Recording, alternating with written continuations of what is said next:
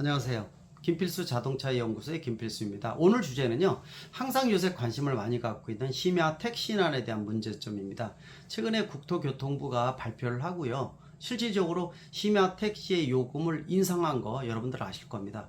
또 여기에 발맞춰서 서울시 등 지자체에서도 심야 택시 요금을 좀 올렸고요. 또 기본 요금까지도 내년 초에는 올라갈 것으로 예상을 하고 있습니다.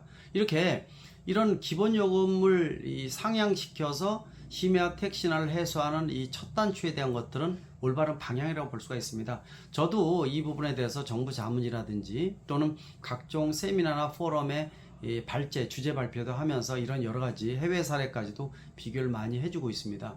왜 이런 말씀을 드리냐면요. 예를 들어서 일본하고도 많이 비교를 하고 있습니다. 일본 여러분들 여행 가셨을 때 택시 많이 타보셨을 겁니다. 엄청난 요금이죠. 평균 우리나라의 3배입니다. 그러니까 일본이 지난 20년 동안에 월급을 실질적으로 올리지 않아서 지금은 아마 대졸 사원들의 신입 사원들의 이 월급이 일본보다 높은 게 대한민국 실정입니다. 우리가 그만큼 많이 이제 받기 시작했다는 거죠. 그럼에도 불구하고 우리의 택시 요금보다 그 일본이 3배나 높다는 거, 우리가 그만큼 택시 요금이 얼마큼 낮은지를 알 수 있는 대목이라고 볼 수가 있습니다. 올려야 된다는 것이죠. 코로나 이후에 택시가 어려움에 가중이 되면서 법인 택시를 운전하던 운전자들이 모두 택배나 서비스업 쪽으로, 특히 배달업이나 이런 쪽으로 다 이동을 했습니다. 여러분 아시겠지만 배달업이 노동 강도는 굉장히 높습니다. 그러나 자기가 일하고 싶을 때 일할 수 있는 프리랜서고요.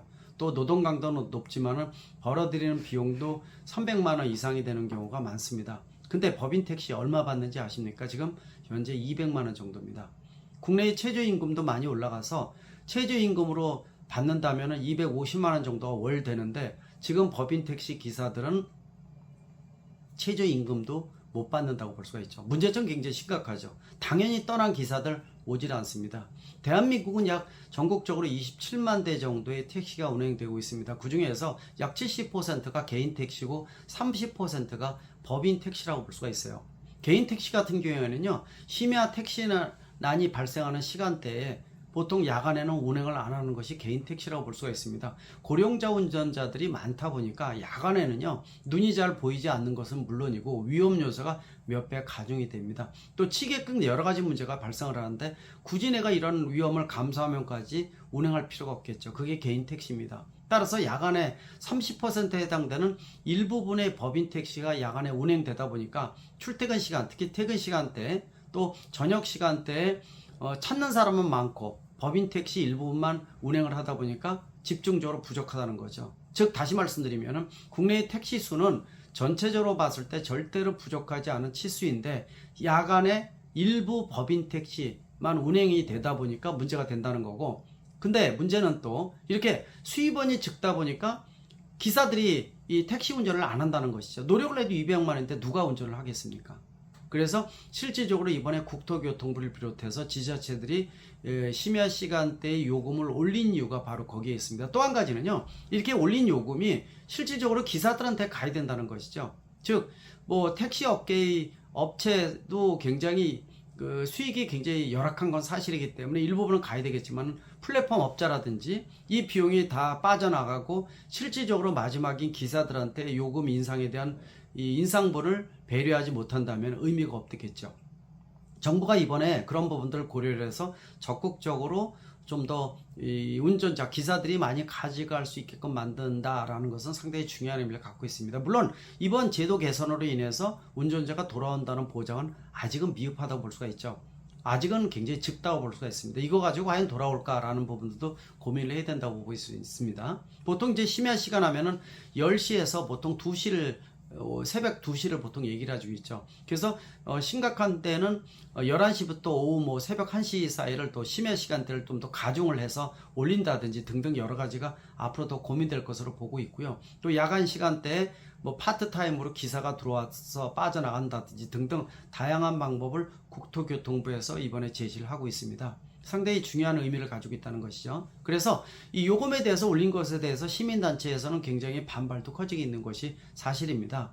왜냐하면 이러한 요금 인상이 다른 교통수단에까지 전이될 수 있다는 우려감도 분명히 있는 것이고요. 또 최근에 글로벌 시장에서 인플레이션이 심화되면서 금리뿐만이 아니라 자금이 경색되는 여러 가지 부분들, 즉 생활하기 어려운 부분들이 가중이 되고 있는 상태라고 분명히 볼 수가 있습니다. 이런 상태에서 지금 이렇게 임금 인상이 되는 것은 굉장히 문제가 있다라고 시민단체들은 제시를 하고 있습니다. 또 한 가지는 서민들이 이용하기에 굉장히 어려워진다라고 얘기를 하고 있죠. 근데 확실하게 제가 말씀드릴 수 있는 것은요, 택시는 서민용이 아닙니다. 저소득층이 이용할 수 있는 수단이 아니라는 겁니다. 택시 자체는요, 일반 비상용이라든지 내가 빠르게 가고 싶다라든지 편하게 가고 싶다라든지 이러한 목적으로 생긴 이동수단이 택시라고 보시면 좋을 것 같아요.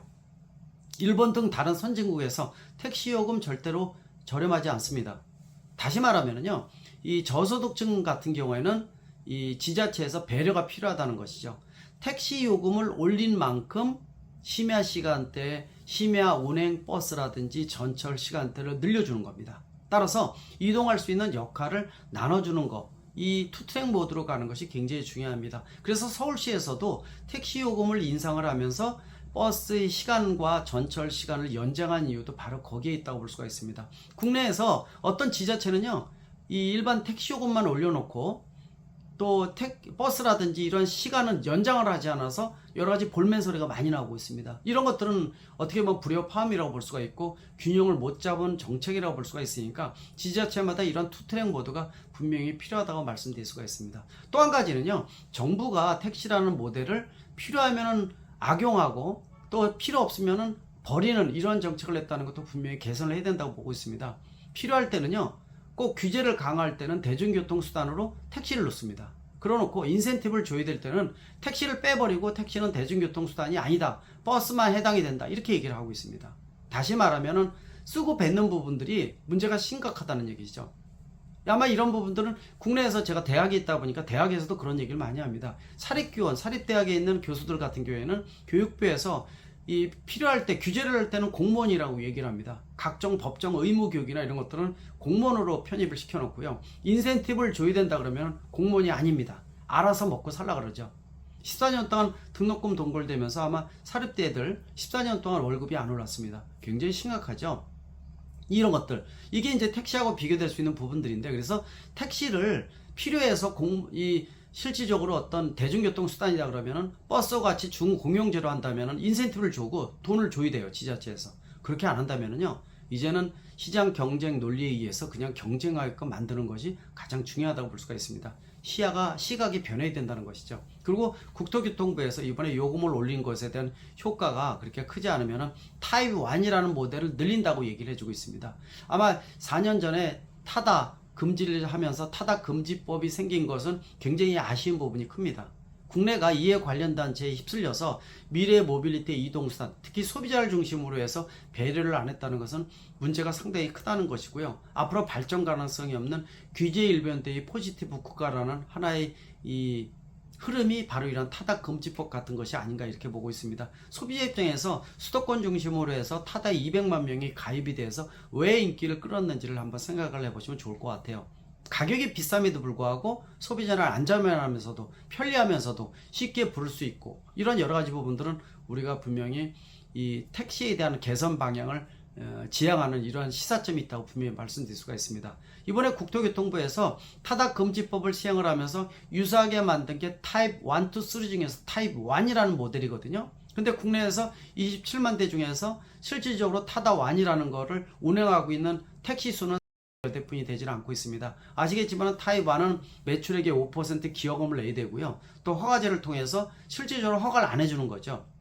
그래서 국토교통부가 이렇게 임금을 인상을 시키고 여러 가지 제도적인 업그레이드를 시킴에도 불구하고 심야 택시난을 해소하지 못한다 그러면은 타입 1이라는 모델의 기준을 낮춰서 본격적으로 늘리겠다라고 얘기한 부분들은 또 역시 시사하는 바가 맞고요, 옳은 방향이라고 볼 수가 있습니다. 여러분들이 이런 부분에 인식 제고가 좀 필요하다는 것입니다. 그래서 특히 심야 택시난을 어떻게 해서든지 해소해야 되는데, 이 부분들은 지난 15년 이상 동안 항상 제시됐던 문제고, 이번에 코로나 팬데믹 이후에 더더욱 심해지면서 여러분 택시 탈 때 굉장히 애로사항 크다는 거 아실 거예요.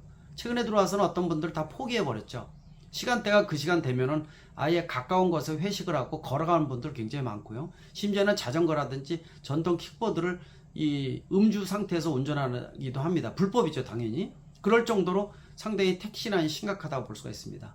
그리고 아예 그 음주를 안 하고 차를 가져가서 차를 직접 운전한다든지 등등 택시에 의해서 나오는 스트레스를 해소하기 위해서 노력을 합니다. 저 같은 경우에도 예전에 택시 타는데 추운 겨울날 1시간 이상 기다린 경우도 분명히 있습니다. 그래서 걸어가다 보면요, 택시 잡으면서 걸어가다 보면 집하고 가까워집니다. 수직 걸어가는 게 나은.